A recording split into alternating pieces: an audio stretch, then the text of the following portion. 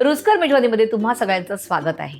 भजी म्हटल्यावर भरपूर प्रकार असतात आणि मी तुम्हाला भरपूर प्रकार दाखवलेले आहेत। तर आज म्हटलं तुम्हाला मी एक वेगळा प्रकार दाखवते, त्याचं नाव आहे काबुली चण्याची भजी। तर चला सुरुवात करूया। इथे मी काबुली चणा घेतलेला आहे भिजलेला, तो शिजवून घेतलेला नाहीये आणि तो हाफ क्रश करून घेतलेला आहे। यासाठी घेतलंय की थोडासा त्याचा आपल्याला दाणे खाताना लागले पाहिजेत आणि ते क्रंची होतात।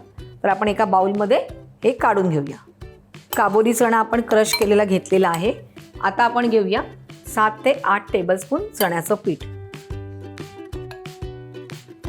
आता आपण एक बारीक चिरलेला कांदा घेऊया, 1 टीस्पून लाल मिरची पावडर, कोथिंबीर,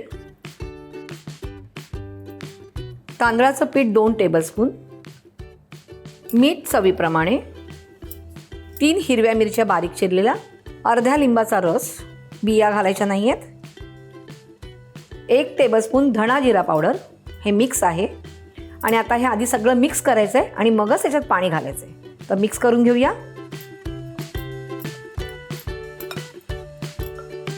आता हे पूर्णपणे हाताने मिक्स करायचं आहे, कारण आपल्याला त्या कांद्यातलं जे पाणी आहे त्याच्यामध्ये आधी केवढं होतं तेवढं मिक्स करायचं आहे आणि मग आपल्याला थोडंसं पाणी घालायचं आहे। बघा आता हे थोडंसं असं ओलसर झालेलं आहे, अजून आपल्याला पाणी लागणार आहे। आता आपण पाणी घालून घ्यायचं आहे, म्हणून आधी पाणी घालायची घाई करायची नाही।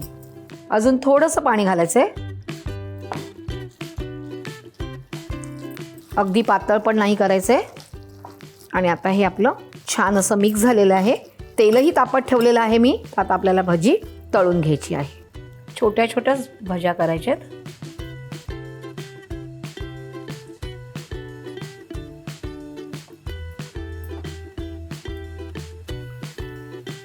छान असा कुरकुरीतपणा दिसतोच आहे, रंग बदललेला आहे। आता आपण काढून घेऊया।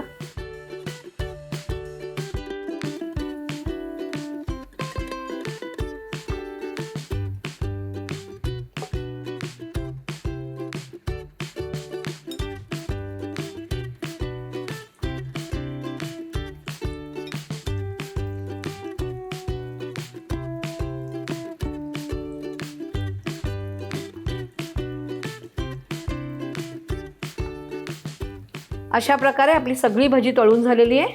आता आपण हे काढून घेऊया आणि छानपैकी प्लेटिंग करूया। गरमागरम अशी काबुली चण्याची भजी तयार आहे। हा वेगळा प्रकार आहे, तुम्ही नक्की करून बघायचं आहे। मला कमेंट्समध्ये कळवायचे आहे आणि अशा छान छान रेसिपीसाठी रुचकर मेजवानीला लाईक, शेअर आणि सबस्क्राईब करायचं आहे। आणि हो, सबस्क्राईब केलं नसेल तर सबस्क्राईब पटकन करायचं आहे।